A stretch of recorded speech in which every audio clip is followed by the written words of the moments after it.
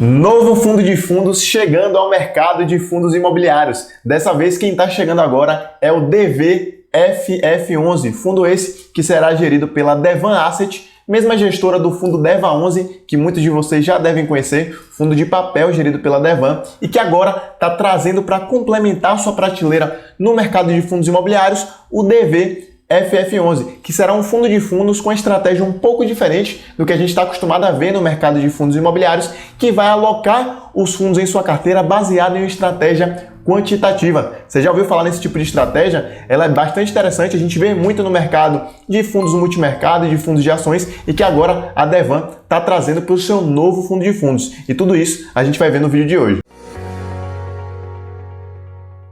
Fala galera, Thiago aqui, e no vídeo de hoje vamos ver aqui na tela do meu computador, certo? Esse fundo, que é um fundo novo, o DVFF11, como eu acabei de comentar com vocês, e que vem com estratégia diferente, uma estratégia interessante para o mercado de fundos imobiliários. Eu já estou com o relatório dele aqui aberto com você, então confira comigo na tela aqui do computador. O fundo ele iniciou suas atividades recentemente, certo?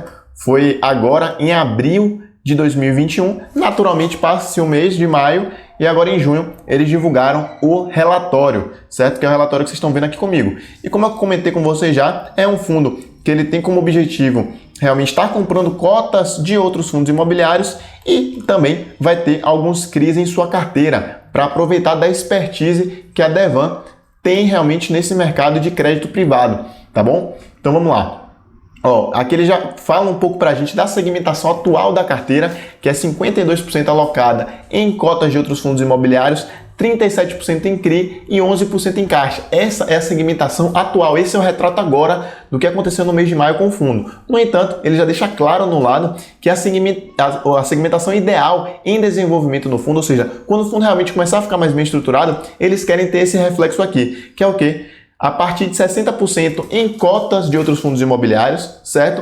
Até 30% em CRIs e 10% podendo variar para mais ou para menos em caixa, certo? Então, essa aqui é a segmentação que o fundo está em desenvolvimento, é essa cara que ele quer deixar para o fundo. Perfeito? É um fundo para investidores em geral, um fundo de gestão ativa. Alguns de vocês podem ter se questionado, pô, Thiago, é um fundo quantitativo, vai ter alguns sistemas por trás, alguns códigos por trás. Quem faz a gestão é ativa ou passiva? Não, é um fundo de gestão ativa. A gente vai ter sim algumas movimentações nesse fundo, certo? E vamos descendo aqui. Quantidade de cotas, 476 mil, 155 cotistas, fundo recente, natural que tenha poucos cotistas ainda, certo? Gestora Devan, administrador Banco Daycoval, taxa de administração e gestão em linha com o mercado de FOFs, né? Taxa de performance 20% do que exceder 100% do iFix, também normal, prático de fundos. E vamos ver aqui as informações que eles trouxeram para a gente no relatório. A alocação da parte de cotas de outros fundos imobiliários vai ser utilizada por meio de modelos quantitativos de análise, certo? E que lá vão resultar em uma nota para cada um dos fundos que vão estar em carteira, e que esses dados, essa base de dados que eles pegam para avaliar o fundo, será informações divulgadas pelos próprios FIIs, pela CVM, Ambima e bases imobiliárias diferentes, tá bom? Independentes. Então, assim, o que a Devan vai fazer? Ela criou um sistema, ela mesma já fala aqui, sistema proprietário programado nas linguagens R e Python. São linguagens de programação que eles basicamente criaram um programa, vão pegar essas bases de dados, cruzar os dados e identificar quais fundos eles querem ter em carteira. É claro que as premissas que eles escolheram para escolher os fundos foram eles que fizeram na programação. Então eles têm algumas premissas que eles adotaram, inclusive eles falam isso aqui para a gente no relatório, aqui, quais foram os critérios, né, que eles utilizaram para estar avaliando os fundos. Então, custos, liquidez, benchmark, ativos sob gestão, quando for falar de gestora, especificações do portfólio, para os CRIs, para os FIIs de CRIs. Então, tudo isso eles analisaram, compilaram os dados a partir dessas bases, colocaram os parâmetros que eles imaginam ser os ideais para compor a carteira do fundo e, por meio disso, o programa que vai fazer o restante. É claro que tudo isso vai passar também por uma análise dos gestores, né? O crivo final, quem vai assinar embaixo, são os gestores, mas o sistema certamente vai auxiliar na velocidade de alocação de recursos nessas análises, com certeza, e vai também não deixar que eles fiquem passivos a erro, né? A gente sabe que o ser humano, em momentos de estresse, pode realmente tomar algumas atitudes que não sejam tão racionais. Então, para isso, nada melhor do que um sistema para realmente dar ali o crivo final, perfeito? Na parcela de CRIs, eles vão utilizar realmente a expertise que a casa tem, certo? Tanto na parte de originação e estruturação, para a receita do DVFF11. E outro ponto interessante que eles falam para a parte de CRI, eu vou comentar mais embaixo aqui com vocês, que eles trazem aqui no relatório também. Aqui foi a parte de distribuição de dividendos, como só foi um mês, certo? Ainda muito pequeno aqui os dados, então nem importa muito para a gente agora, certo?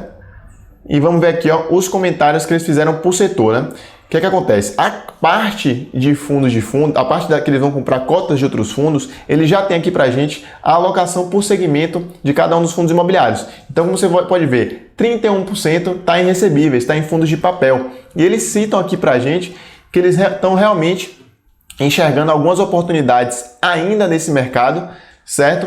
Eles querem também dar uma diversificada no tipo de CRI que está por trás. Eles pegaram fundos que têm CRIs, principalmente o que? High Grade e Middle Risk, ou seja, são fundos que têm realmente um risco menor, tem um risco um pouco menor comparado a CRIs High Yield. Por que eles optam por isso? Porque os CRIs que eles vão ter em carteira vão ter características High Yield, então eles vão fazer um balanceamento muito bom dessas estratégias, pegando a parcela de fundos de papel com fundos High Grade e Middle Risk e pegando os CRIs High Yield pela própria casa. Então vai dar um balanceamento interessante para a carteira, certo? E eles imaginam também que o único ponto de atenção que eles têm que ter é que cada vez mais surgindo demanda por novos FIIs de CRIs que estão surgindo, talvez essa remuneração comece a diminuir, que os CRIs estão pagando hoje. Então eles estão ali cientes quanto a isso e já deixam isso claro para a gente no relatório. Outro segmento que eles comentam aqui, que 29% representa da carteira, é o de lajes corporativas. E como vocês podem ver aqui embaixo, e a gente já sabe disso, já vem comentando com vocês em lives, o segmento de lajes corporativas, que é a segunda maior posição da carteira desse FOF, é um segmento que ainda segue pressionado, certo? Por toda a questão que teve da pandemia, home office, e o mercado imobiliário ainda está realmente mais pressionado, mas eles focam em quê? Em fundos que possuem ativos em São Paulo ou localizados em boas regiões. Então eles estão priorizando realmente fundos que tenham ativos de qualidade. Eles estão enxergando que alguns ainda têm um excesso de precificação, certo? Há alguns riscos, ou seja, os fundos ainda estão descontados no mercado, eles identificam essas oportunidades e querem se aproveitar disso.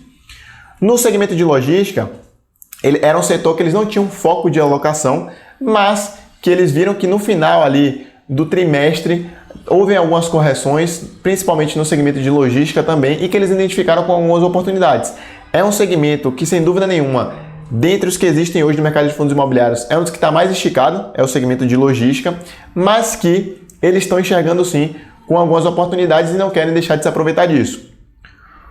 O segmento de shoppings, que a gente sabe que é o segmento que também é outro, junto com lajes, que segue muito pressionado ainda no mercado de fundos imobiliários, eles também enxergam como oportunidades, apesar de ter uma parcela menor na carteira. Eles têm cerca só de 8% da carteira alocado em fundos de shoppings. Aqui no relatório ele mostra pra gente, ó, 8% alocado em shoppings, certo? Os outros 3 e 1% são em híbridos e corporativo, que está aqui nessa parte de... Corporativo pode estar aqui também, lajes corporativas. Eu não entendi muito bem essa diferença que eles fizeram. Mas a parte de varejo e renda urbana, ele também imaginam que tenham a preços interessantes algumas posições. Então eles querem realmente realizar lucros com esses novos. E agora descendo aqui, a gente vai para a carteira de fato do fundo, né? Ali a gente estava mais com segmentos e aí vamos entender por dentro quais são os fundos que estão compondo cada um daqueles segmentos. Como vocês podem ver que a maior posição que o fundo tem hoje é o JSRE11, que é um fundo de lajes corporativas que está muito pressionado hoje no mercado de fundos imobiliários. É um fundo que ainda não se recuperou para a pré-pandemia e que ainda segue muito pressionado, como eu falei. É um fundo que tem excelentes ativos, tá bom? E que é a maior posição do fundo. Certamente, no médio e longo prazo, eles vão ter realmente um upside por conta aqui do JSRE. E aí eles vêm para outras posições, MCCI, da Mauá, LVBI, fundo de logística, que recentemente, inclusive, fez a aquisição da Aratulog aqui em Salvador. Então, certamente, também vão pegar esse upsidezinho que teve nessa nova aquisição do LVBI, entre outros fundos, certo? Uma carteira bem diversificada, como a gente viu, uma carteira que tem fundos interessantes, sim.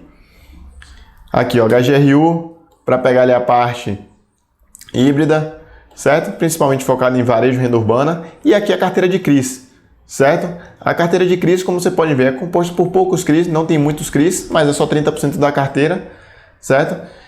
E principalmente o quê? IPCA. IPCA, inclusive, com remunerações atrativas. Podem ver aqui, IPCA mais 7,5, mais 9,5, mais 8, 8,6. Então, assim, é um fundo que vai conseguir realmente trazer um plus com essa carteira de CRIs, certo? Que são CRIs, em sua maioria, CRIs aqui high yield, né, que tem um risco um pouco maior, mas naturalmente entregam um retorno um pouco maior. E pela expertise que a casa tem, principalmente com o DEVA 11, que está trazendo bons resultados, eu imagino que eles também vão conseguir levar tranquilamente essa parcela de CRIs que eles têm em carteira. Maravilha? E por fim aqui, eles trazem mais informações sobre outros fundos que eles têm em gestão. O DEVA 11, como eu falei para vocês, fundo novo, inclusive de papel também, iniciou as atividades no final do ano passado. E os outros são todos o quê? Fundos de renda fixa ligados ao crédito privado. Eu tinha comentado com vocês no início da live, é a expertise da DEVA 11. Depois eles vieram com o DEVA 11 e agora com o DVFF para estar complementando essa carteira de fundos imobiliários.